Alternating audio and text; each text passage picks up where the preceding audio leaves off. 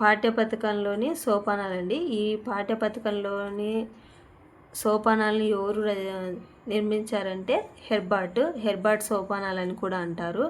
పాఠ్యపథకం అయితే అంటే పాఠ్య ప్రణాళిక అయితే పీరియడ్ ప్లాన్వి అయితే హెర్బర్ట్, యూనిట్ ప్రణాళిక అయితే మోరిసన్. ఇవి రెండు గుర్తుపెట్టుకోండి.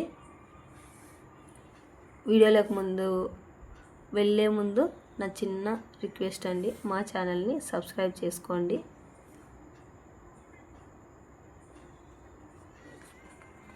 నెక్స్ట్ చూద్దాం, హెర్బర్ట్ సోపానాలు చూద్దామండి. ఒక్కొక్క సోపానము అతని గురించి కొంచెము ఇచ్చారు ఇక్కడ. పాఠ్యపథక రచనలోని ప్రాముఖ్యం హెర్బర్ట్ అనే విద్యావేత్త కృషి వల్ల గుర్తించబడింది. పాఠ్యపథక రచనలో ఈ కింది సోపానాన్ని అనుసరించి అతడు సూచించాడు. వీటిని హెర్బర్ట్ పాఠ్య బోధన దశలు అని కూడా అంటారు. అదే కదండి చెప్పింది.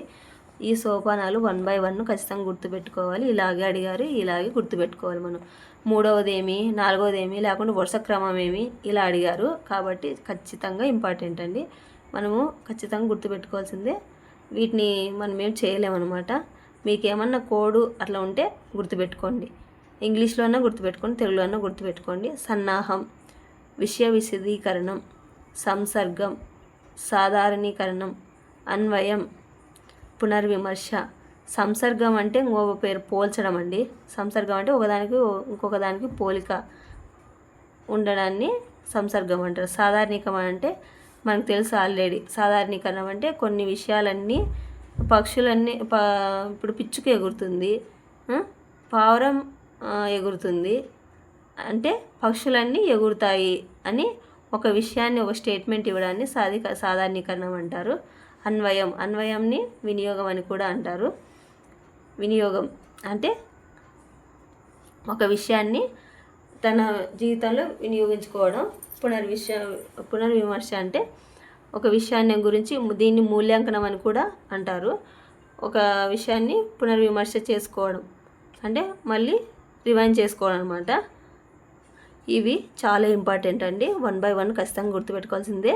సన్నాహం తర్వాత విషయ విశదీకరణం, 3 సంసర్గం తర్వాత సాధారణీకరణం తర్వాత అన్వయం తర్వాత పునర్విమర్శ.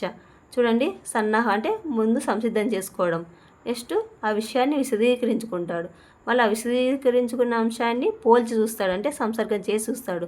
సంసర్గం చేసిన తర్వాత అంశాలని ఒక 1 by 1 తనకు కావాల్సిన అంశాలని సాధారణీకరణం చేసుకుంటాడు.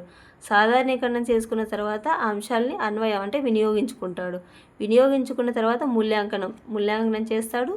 ప్లస్ ఆ విషయాన్ని పునర్విమర్శ అంటే మళ్ళీ ఒకసారి రివైండ్ చేసుకుంటాడు అనమాట. ఈ వీడియో నచ్చితే లైక్ చేయండి, షేర్ చేయండి, సబ్స్క్రైబ్ చేసుకోండి. థ్యాంక్ యూ అండి. ఈ చాప్టర్ మాత్రం ఈ సోపానాలు, హెర్బర్ట్ సోపానాలు చాలా ఇంపార్టెంట్ అండి. ఎంత ఇంపార్టెంట్ అంటే అంత ఇంపార్టెంట్, ఖచ్చితంగా గుర్తుపెట్టుకోవాల్సిందే. ఇవి చాలాసార్లు అడిగారు, డిఎస్సిలోనే ఎక్కువసార్లు అడిగారు, గుర్తుపెట్టుకోండి. Thank you. ఈ వీడియో నచ్చితే లైక్ చేయండి, షేర్ చేయండి, సబ్స్క్రైబ్ చేసుకోండి. Thank you.